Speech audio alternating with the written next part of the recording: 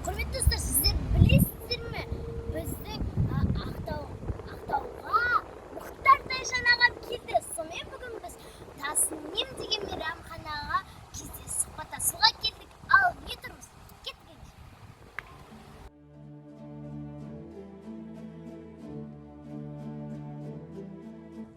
Құрметті достар, елімізге танымал қоғам қайраткері, экономика ғылымдарының кандидаты, кәсіпкер Мұхтар Болатханұлы Тайжан ағам Маңғыстауға келген екен. Сол ағаммен кездесіп маған сұхбат беріп тұр. Ал танысып қойыңыздар. Мұхтар Болатханұлы Тайжан ағам. Сәлем. Мұхтар аға, келіп Маңғыстауға қош келдіңіз. Рахмет.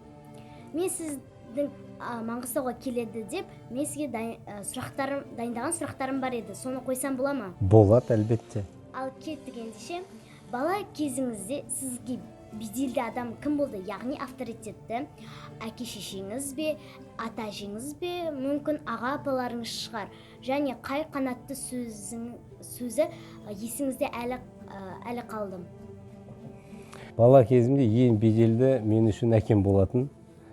Ол маған ана қазақтың ертектерін айтып отыратын ылғи. Өсіп келе жатқанда мен үшін ең беделді адамдардың біреуі Шыңғыс Айтматов болатын. Мен ол кісімен де кездескенмін. Сосын Лев Гумилев деген тарихшы, Смағұлов деген этнограф. Бұған өте сондай сауатты этнограф, ғылым адам.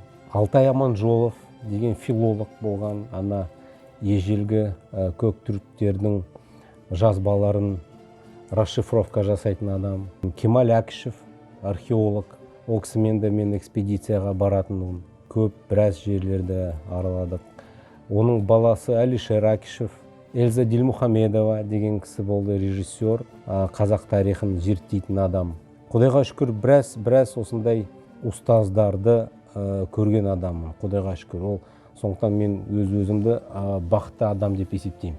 Олардың армандары, олардың ең былай терең көкейінде жатқан ойлары осы қазақ тарихын қайта жоғары деңгейінде зерттеу, халыққа танымал ету, балаларға жеткізу болатын.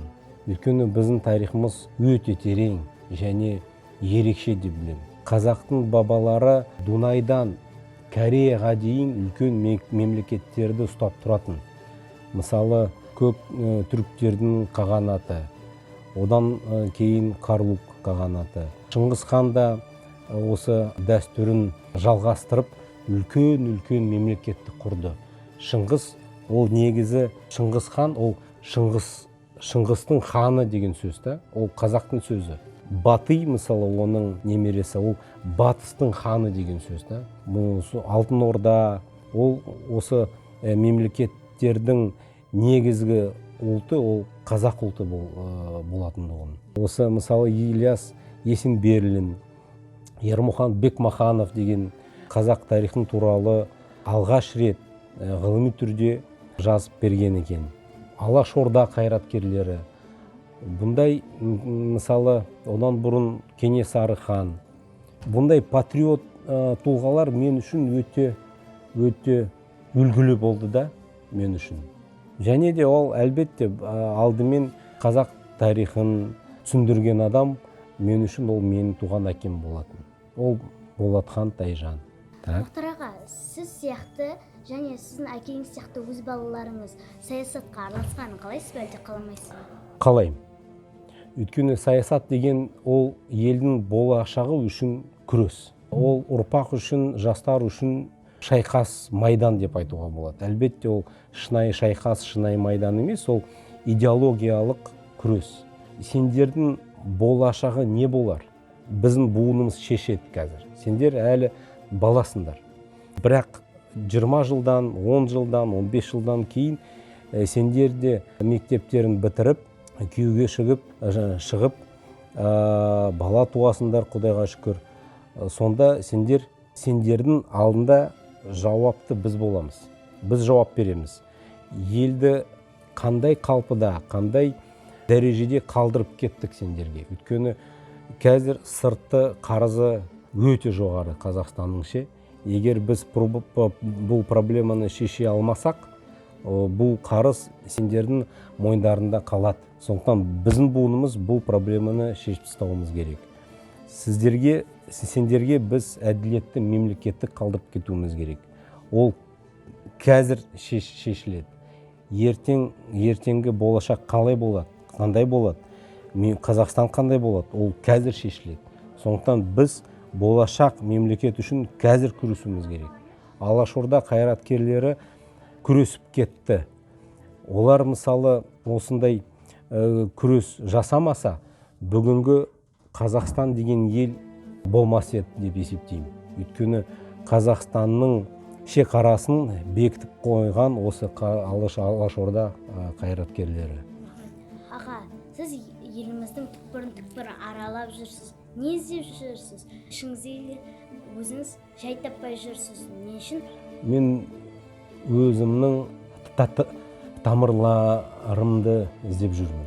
Өйткені киелі қасиетті жерлерге барған кезде адам осы өмір жалған екенін түсінеді. Осы өмір уақытша ғана саған берілген бір сыйлық екенін түсінеді. Сосын мәңгі құндылықтар туралы адам ойлана бастайды. Сосын халықтың пікірін, ойларын, тілек талабын да мен іздеп отырмын. Өйткені халықтың пікірін білмей, түсінбей, мен ертең Астанаға барып не айтам? Сондықтан осы халықпен, адамдармен кездесіп, олардың ойларын естіп, түсініп келе жатырмын. Осы сапардың мақсаттары осы. Мұхтар аға, сіз басқа өңірлерге барып келдіңіз. Маңғыстау басқа өңірлерден несімен ерекше? Сіз Бекет атаға зират етіп келдіңіз. Зиратыңыз қабыл болсын. Айтқаның келсін. Қандай әсер алдыңыз? Маңғыстау жері менің жүрегімде орны бөлек. Өйткені мен осында тұңғыш рет 2011 жылдың желтоқсан айында келгенмін. Ол кезде Маңғыстау жерінде үлкен қайғы, оқиға болған. Сен өскен кезде соны білесің. Сондықтан Маңғыстаудың жері, Маңғыстаудың адамдары менің жүрегімде бөлек, орны бөлек. Және де Маңғыстау жері өте қасиетті ежелгі жер. Бұл жерде 360 әулиелер жатыр. ЮНЕСКО бойынша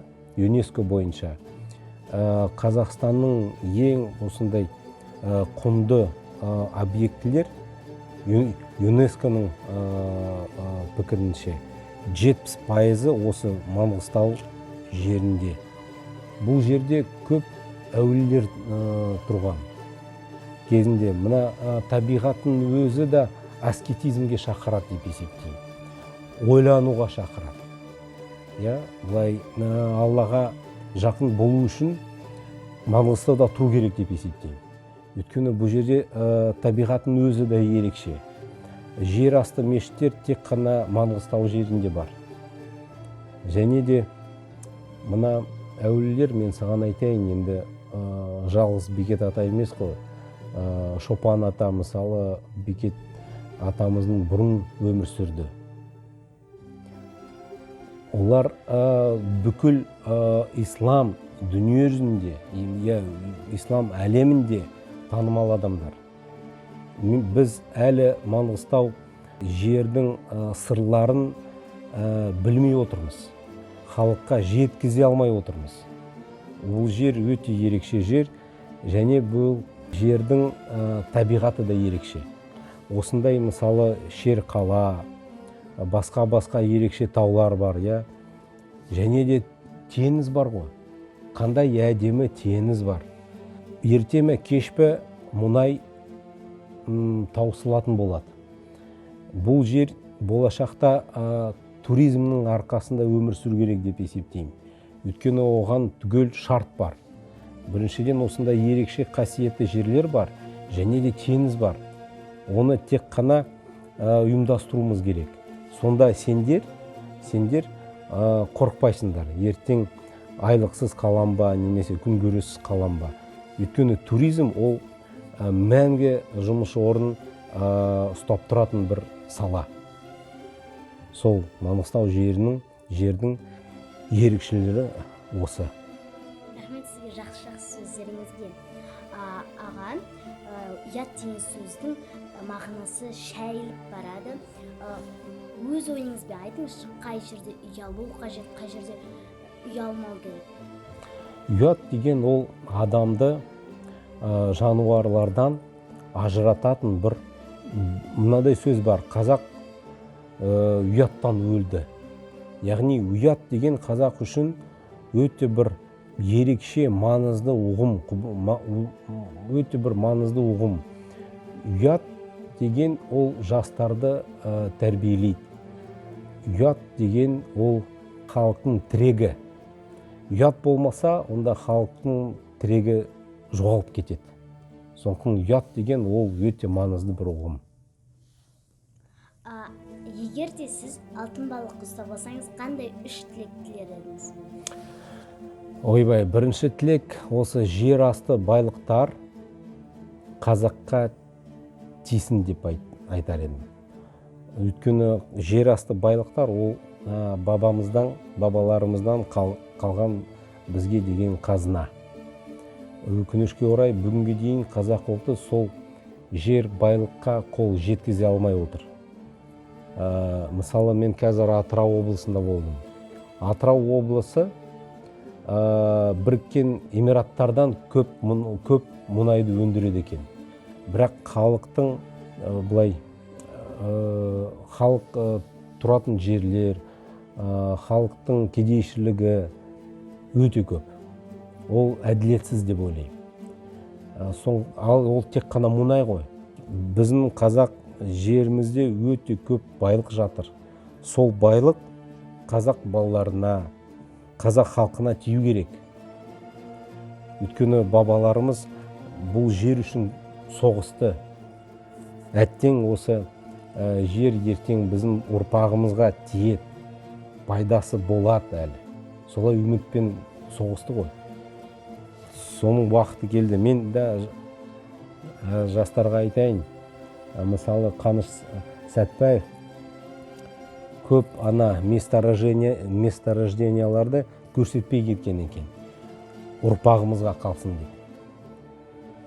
Енді екінші бұлай ниетім, Қазақстан әділетті мемлекет болу керек. Әділетті мемлекет болсын деп айтар едім. Үшінші ниет ол халықтың денсаулығын сұрар едім. Өйткені халқымыздың денсаулығы қазір өкінішке орай күшті емес. Димаш Құдайберген мен Ержан Максим ағаларым музыка саласында, Геннадий Головкин мен Қанат Ислам ағаларым бокс спорты мен Динара Садуақасова апам ол шахматтан әлемге Қазақстанды танытып жүр. Қалай ойлайсыз, енді біз Қазақстан елі қай салада алда бола аламыз?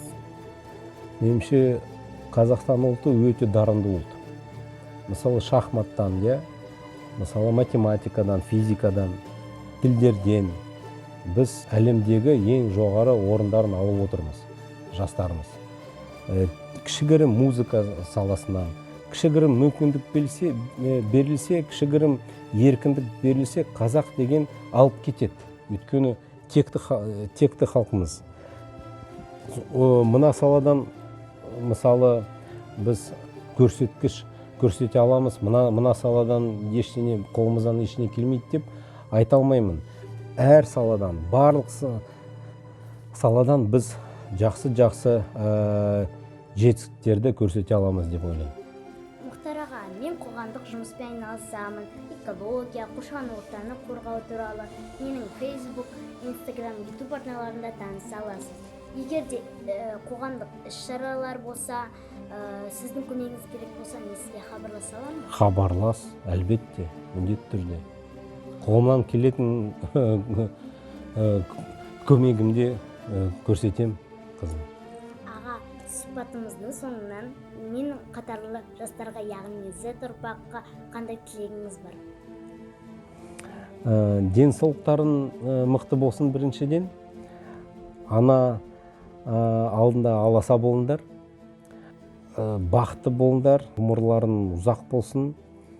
Әзірше өсе беріңдер. Ал біздер сендер үшін барлық шарт ұйымдастыруымыз керек. Жұмыс қазір біздің арқамызда, біздің мойнымызда. Мұхтар аға, сізге көп рахмет.